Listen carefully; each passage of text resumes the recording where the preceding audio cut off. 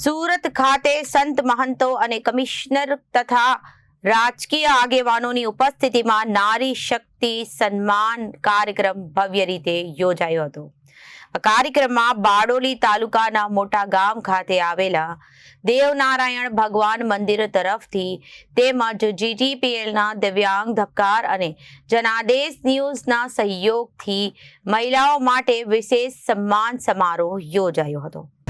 સુરત શહેર કમિશનર શ્રી અનુપમસિંહ ગેહલોત અને પૂજ્ય તારાચંદ બાપુના પાવન હસ્તે તમામ મહિલાઓને સાડી તથા વસ્ત્ર અર્પણ કરીને તેમનો ભવ્ય સન્માન કરવામાં આવ્યો હતો. કાર્યક્રમ દરમિયાન ઉપસ્થિત મહાનુભાવોએ નારી શક્તિના મહત્વ પર પ્રકાશ પાડ્યો અને મહિલાઓના સશક્તિકરણ માટે સમાજે એકતાથી આગળ આવવાની અપીલ કરી. કાર્યક્રમમાં મોટી સંખ્યામાં સમાજના આગેવાનો, મહેમાનો તેમજ સ્થાનિક નાગરિકો હાજર હતા અને સમગ્ર કાર્યક્રમ ભક્તિભાવ તથા ઉત્સાહપૂર્ણ વાતાવરણમાં સંપન્ન થયો.